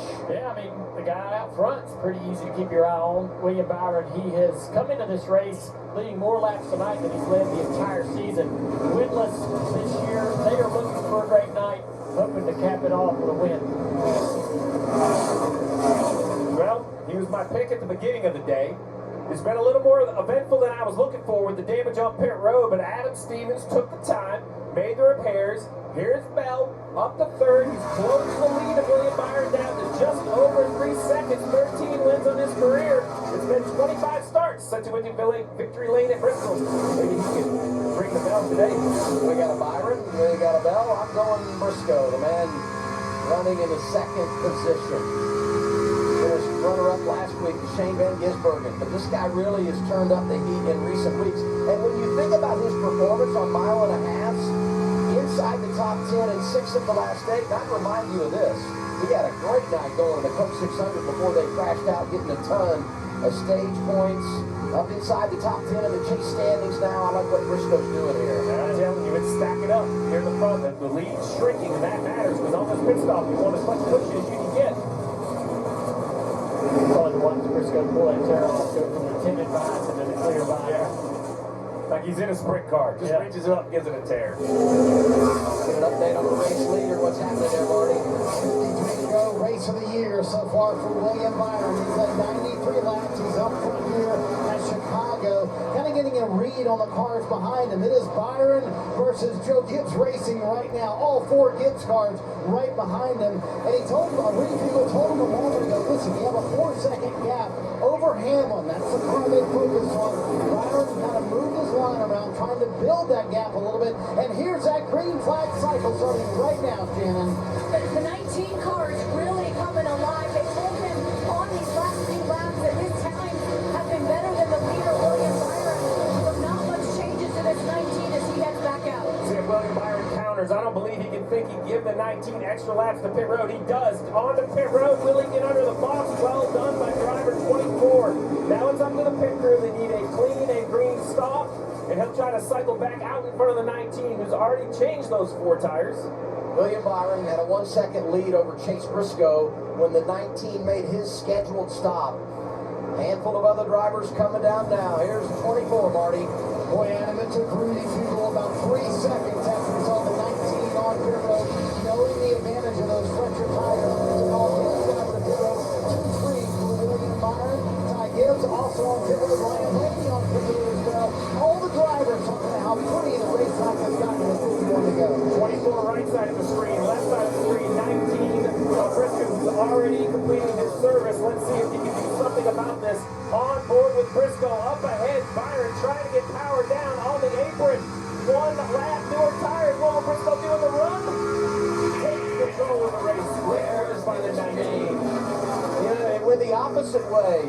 On the green flag cycle earlier, Byron was able to take advantage. This time Briscoe gets by as Bell makes his stop, Marty. Back-to-back impressive performances for Christopher Bell up to the top 5 at Sonoma last week. Now let's see where Bell cycled down his car just a little bit 2-3 on that last run. And the 19, remember the 11, the leader is yet to come to pit road. 48 on pit road, Shannon. Yeah, pretty solid day for the most recent winner here in Chicagoland. He's really good at 1 and 2. Like everybody else, the car is really starting to come alive as these temperatures have gone down, guys. And for Briscoe to Byron, all that 1 extra lap. As now we see the 11 right side of your screen will come to pit road. He'll get his service done. Cycles Bubba Wallace to the race lead. Scheduled green flag pit stops, final stage at Chicagoland. Pole sitter heading your way, Marty. And has the advantage of that number 1 pit stall, which has helped him under caution, except for that 1 stop where the 11 kind of had an issue on that stop. Hamlin, for the first time all night long, a little bit 2-3, and so it was too edgy in 3 and 4. Slides in his box just a little bit. A critical adjustment here for this 11 team because he's kind of lost that long run pace that he had earlier in the race. This team is here in Chicago. It's back out on the racetrack and see where he cycles out. Looking at pit stops from the 19 to the 24, very similar. Rolling times are very similar. It was all coming to pit road 1 lap sooner. The last time almost a second and a half faster than the other car. For that reason, he got to the front. 23 of Bubba Wallace on pit road, Danielle. Bubba Wallace is in right now. Asked how many laps to go on those tires. He couldn't wait to go in. They said, stay with it. He said, I'm all over the place. He wanted us 4 fresh Goodyears. He's down the way. Great pit stop for Bubba Wallace. 9.4 seconds. 4 drivers in the pylon need to make a pit stop. Corey Heim gives up the top spot. Here he is, Shannon. What a great run it is for this young man. Won the race at San Diego, took the week off, and he's been running in the top 10. Set the car fire up tight this run, but overall he is happy with that 67. He drives away. Gilliland, Priest going to have to make pit stops.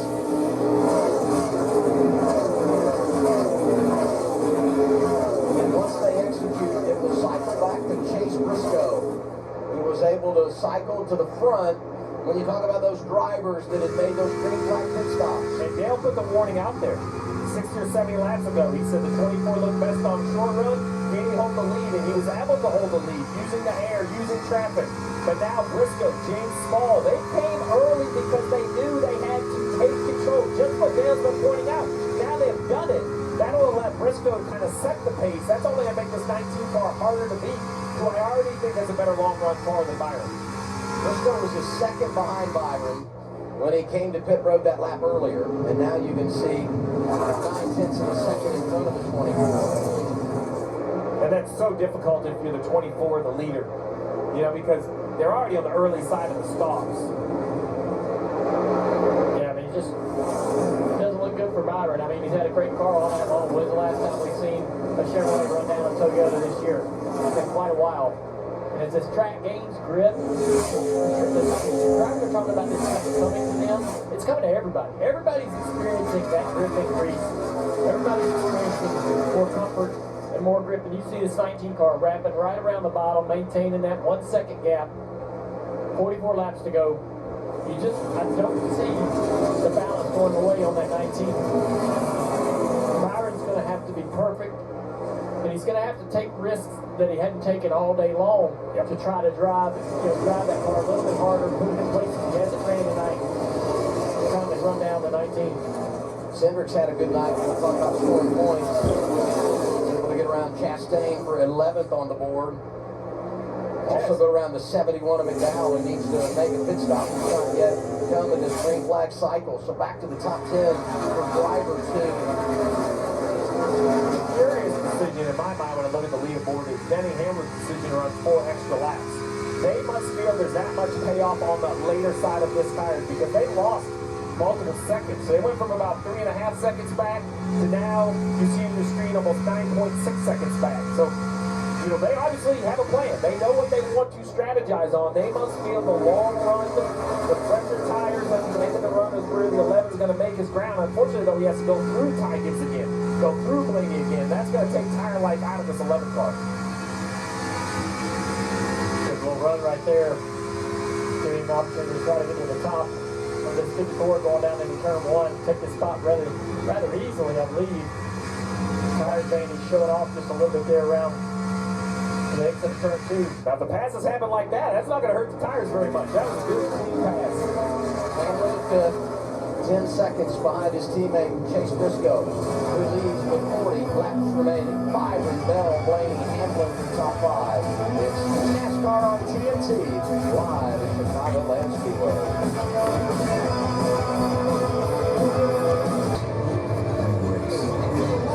Outtry, outlast, joy, pain, angst, pride, until one driver emerges. Finally unapologetic, authentically NASCAR.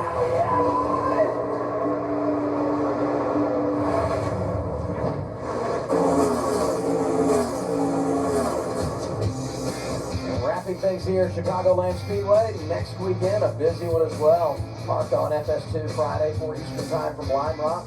Trucks to battle there at 1 o'clock Saturday on FS1. The O'Reilly Auto Parts Series racing under the lights Saturday evening from Echo Park Speedway.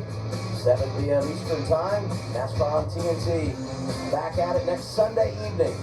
In the draft, our coverage begins with NASCAR Nation, presented by Darius at 6 o'clock in the East. One of the best tickets in NASCAR. I mean, it's like, it takes a few laps to even imagine what you're seeing out the window when we go to Atlanta. It's crazy. We talked a lot about Briscoe, Byron, Hamlin, all these guys. Look at this guy, the 48 Bowman. And sometimes drivers, absolutely. That really mentioned the ton tonight. Bowman obviously coming off of a win here many years ago. It's a track he's had a lot of success at. I mean, Mr. Chicago, when you think about what he did on the streets, right? He's when you're on both tracks. Absolutely. So sitting here running in the top 20 all night long, really consistent. Marching forward, late in the race when it matters. 34 laps to go, sitting here with a top 5 right in his lap.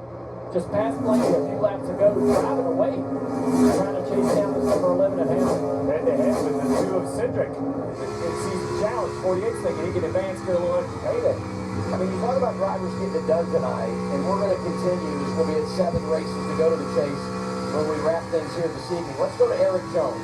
He jumped inside the top 16. Fell out the last couple of weeks racing on the road courses, but here he is tonight, and he's come back to 16, and he's +1 right now over Freeze. Yeah, look at this whole back. I mean, this whole mess down here. That's exactly what it is. How about this guy? You mentioned the points. Allmendinger, 16 below.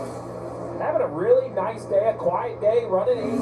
Just remind everybody, this is an organization that decided to switch their truck program to RAM for that reason. And they do. Chevy's like, listen, we can't give you our cup info if you're going to run a different manufacturer. Collins said that's going to be our plan. We're going to do it. Here's AJ Allmendinger running 18th, and behind him, just back about a second or so, the 10 of Ty Dillon. So both Collins cars having nice runs here in Chicago. A milestone night for Ty Dillon. Career start 300 in a Cup car. Riding on board with Joey Logano sitting in 15th. I can't express how bad off this car was this weekend. And no speed in practice. 30th on 5 lap, 29th on 10 lap. Struggled most of the year trying to get this car comfortable for Joey. But he worked really hard to give himself an opportunity at the top 20. And then you got Stenhouse Jr., guy we saw getting fenced on the turn 2 on the first lap of the race. I thought his day was over.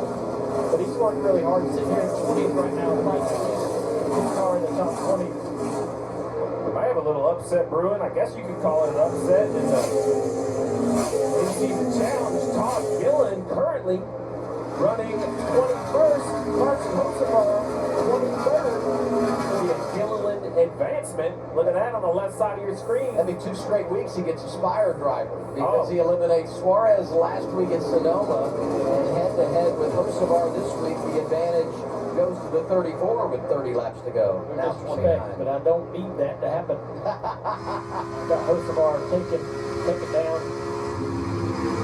Reddick at Atlanta, which Reddick's not going to be there more than likely. Well, if you just tuned it in, to Hocevar's defense, he got a little contact with Zane Smith early in the race that got him into the wall. And 77 just trying to salvage what they can. I'm sure there's some damage to the right side of this car. It's pretty heavy contact. 9 points. Got Hocevar 9 points. 28 laps to go. Briscoe's just putting all the laps together he needs. Yeah, he's got a comfortable second and a half lead now. After taking those last couple of laps, and he's got to look in the mirror and start to see that 23 car. But Bubba Wallace creeping in.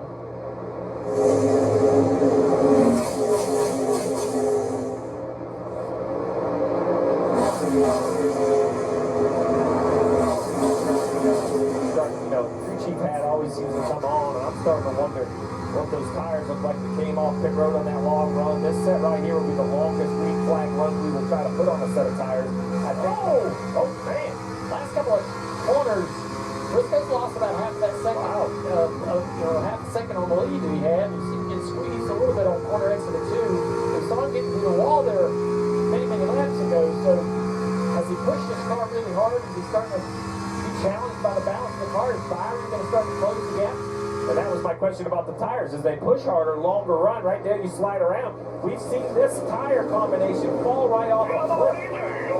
Bubba Wallace is excited. Oh, yeah. Pass his good friend Brian Blaney. Yep. Blaine will hear about this on the golf course. Although the 2 young babies, I'm not sure they're playing any golf, but they try to get out. I've been a part of the foursome, and I will tell you the entertainment value is very high. Yeah, trash talk opportunity. Oh, yes. Complete. Wallace and Bob Blaney. Gibbs back there in 8th behind him, Danielle. Bubba loves his car. Ty Gibbs is complaining. They're asking him to try to maximize his lap time and manage his tires after they took a look at the last set that just came off on that cyclist stop. Take a listen to the radio. So about 5 laps longer on this run. You have cords on the right rear, so make sure you take care of the right rear. Some cording, Steve Letarte. Does that give you concern now with 25 laps to go with this fresh set? Absolutely. 5 laps longer. So we're going to ask to go 7.5 miles more. We want you to push the pace. We're back to 8. The drivers are sliding around. They're slipping, they're sliding. We were already on cords. And my fear with this intermediate tire is, thankfully, it doesn't blow, right? The drivers know. But when the tire rubber is gone, it is gone. And you have no choice but to either pit or slow down multiple seconds. But you called this, Dale. Willie Myers moved up the racetrack and starting to inch in on the 19. Yeah, it's really kind of dependent on lap traffic. The 19 car obviously catching those lap cars first, and he'll lose a little bit of time. So with the 24 running on top of the racetrack, he's starting to close the gap just a little bit. We know the 19 can get up there and run that as well, but what is he saying, Mark? Because he's a little bit too free, Dale. But the interesting thing that William Byron's going to play with all evening long is that when he has moved up the racetrack, you just mentioned that a moment ago, it's kind of tightened his car up a little bit as well. So that's what he's doing right here, taking out that precondition, trying to make it tight about where he runs on the racetrack. Last couple of corners have been really good for Briscoe as he's got it back to a second. Maybe Briscoe will start to get some information from his spotter about where the 24 is running. If Briscoe notices the gap closing, he'll say, hey, where is he running? Where do I need to run? Maybe I can try the line that he's running and improve my speed as well. And now we're starting to see him open that lead back up. He's staying on the bottom of the racetrack, though, and as we mentioned, the lead getting larger. Byron now changes his line. Try to see if he can find speed again. 1 second sounds like a lot, but you can see it right there on your screen. What is that, 25, 30 car lengths? Catch a lap car in the wrong spot, you can lose a second in a lap pretty easily. The lap cars are spread out pretty evenly, maybe 10 car lengths between them. There's no gaggle of cars really that is going to disrupt Briscoe's pace. They just have to try to get to those cars and dispose of them as quickly as possible. It's a good little line right there for Byron. 3 and 4. And it's like he can hit it every now and then and gain a little bit. 20 laps to go for Chase Briscoe. Not so much about the schedule and the opportunities that lie ahead. You know, next week we go to Atlanta. Briscoe was second there earlier in the campaign. One of the last call at Talladega.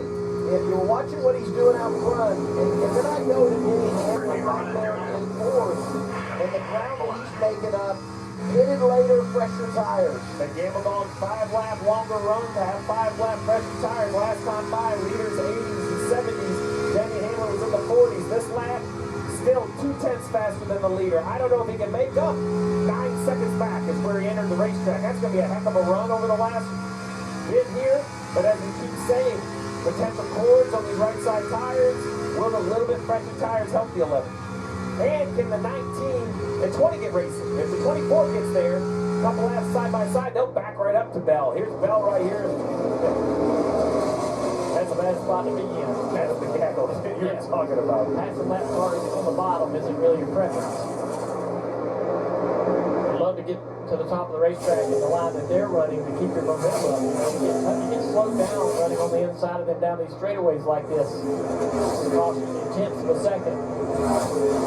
18 to go. The pylon showing the tire data that we were talking about. Now everybody's in a green flag cycle.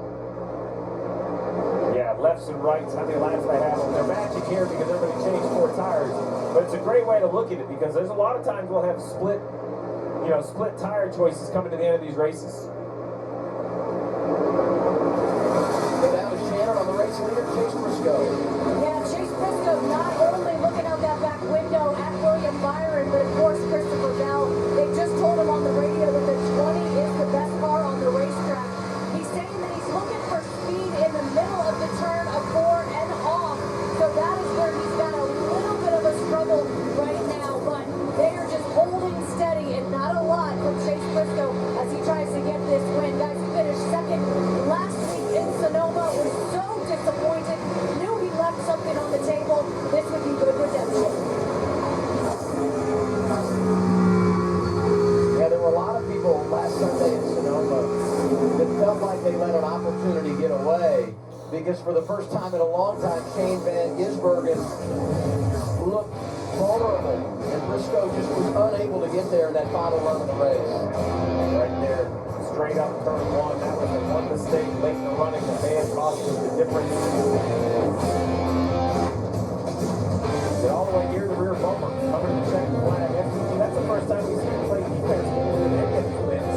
Under shallow engine. Watch Briscoe on the racetrack. Lost a little bit of. He had an inch or a second and a half lead down the back straightaway. Something happened in turn 3, and it's those lap cars in front of him. Cost him about half a second just in turn 3 alone. So there's 3 lap cars right here in front.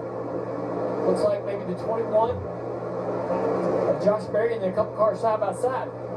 And then we have the 19 behind the 19, the 24 on the same straightaway, the 20, and right behind him, the 11. Hamlin now under 4 seconds. So, you know, they're all kind of getting squeezed back by these lap cars. Reference Josh Berry. He scored 33rd, that 21 car, 13 laps to go. Right in front of Josh Berry are 2 cars running relatively close together, and they have to separate on the racetrack. They have to run the same line. Almost half of the racetrack for Briscoe.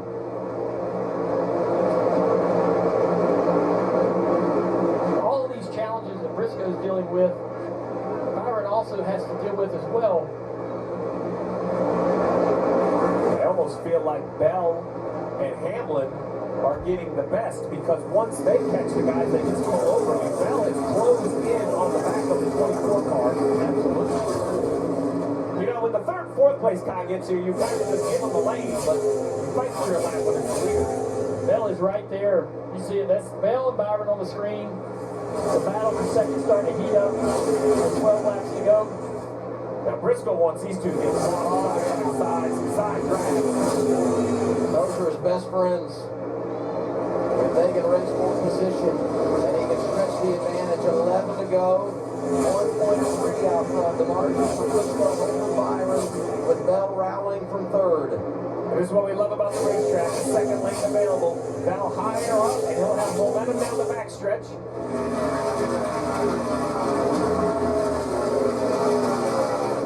Be a tough grind around the bottom. Let's see if he can get in the gas and drive up next to the 24. I think he has a run. He's going to clear him right here. Oh, wow. Take the line away. That needed to happen to give Bell any chance of running down Briscoe. Now, a second and a half for Bell to Briscoe. Bell still not really closing the gap on the AJ, lap cars in front of him. He's kind of stalled out on the backside of Ty Dillon. This is an opportunity for Christopher Bell. Down to 1.3. Gap was 1.4 when he went by. And we'll continue to monitor that as we come back to 9 laps to go. You look at the pylon, a lot of Toyotas there. They got 7 inside the top 10. That would be their best ever performance when you talk about what they're doing collectively as a manufacturer. Leader in 90, second place of 73, 0.2 of a second in 1 lap. What do you have for us, Shannon? Well, they just came on the radio and they are well aware, Briscoe's well aware that that 20 is stalking him right now. They're also giving him some advice in terms of how to attack those corners. Listen in. Before I go to zero here, just keep the momentum in it. Or you keep it shaky, man. Don't get lazy in the last look in here. You gotta get after here. He just got by the 24. Dale, maybe you could talk to that. What does that mean? Don't get lazy. What does that mean when you're telling your driver that? Look at all these lap cars in front of Briscoe. I mean, they're starting to pile up in front of him. That's going to make things difficult. He can't wait on this. He has to try to dispose of those cars as quickly as possible. It's hard to close the gap even on that lap car in front of him. Can't drive up to the back bumper of this 10 car. You have to go where the 10 car isn't. But there's so many other lap cars around the racetrack. They're all taking lanes. I don't know what happened to Hamlin, but he gave up 3 seconds on the last lap, so he might have had an some issue. wall contact. Yes, some wall contact with Indiana. Oh, Cook at the top, just get into the wall. So there you go. Danny Hamlin's opportunity with one mistake probably gone away to win unless we have a yellow. The 19 on the left side, though, splits the lap cars. He can see the 20 in the mirror. He can feel him closing in. That's what you got to do. Take those, aggressive moves to be able to at least take a spot or two from a lap car. But again, 6 laps to go. Get around this 10 car, get some clean air on the front of this 19. Pusher with a big wiggle. That hasn't made the 20 nervous. Ty Dillon trying to stay on the lead lap. Oh, Briscoe's like, don't side draft me. Just let me go. Just leave me alone. Briscoe just can't get by. It's allowing Bell to close the gap. Briscoe's car is really struggling right now. 5 laps to go, and that the work in the pit box for Chase Briscoe. James Small coaching him up. So hard to finish these races. And you think about the heartbreak for the guys running 1-2. They've been close a lot this year, just not able to get over the hump. Bell, 2-lap pressure tires. I'm not sure it's a big advantage. Every lap matters. As we cut the 4 to go, the 19 now has a little bit of clear traffic, but there's 3 cars he is going to hit probably with 2 or 3 to go. Bell from the top here, big momentum down the front straightaway. 4 laps to go, and he's right there. 4 car lengths. Bell to the top. 3 runner-up finishes this year for Bell. Bell's got momentum now down the back straightaway. A good run off of turn 2. 4 car lengths, 3 car lengths, 2.5 down into turn 3. Briscoe trying to run the line. He does a good job there. That makes this corner just being watched for Christopher Bell as Christopher Bell loses the nose of the car. Briscoe playing defense. 3 laps to go. They close on Ross Chastain. The lap traffic is going to affect this 19 car, Adam. Bell to the bottom.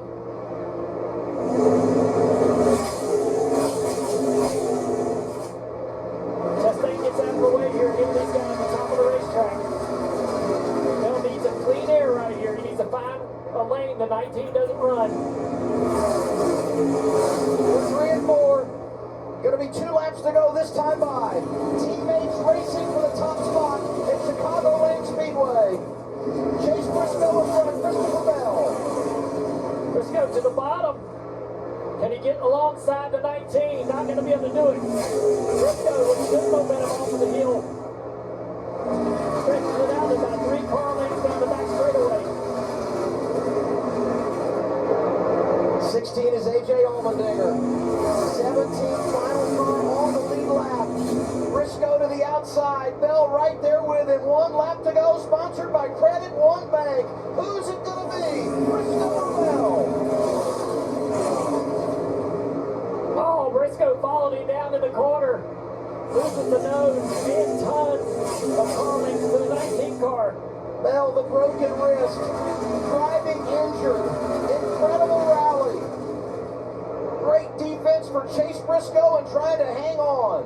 3 wins a year ago in the 19, and he's going to see his first checkered flag of the campaign. Here's Chase Briscoe, a winner in Chicagoland.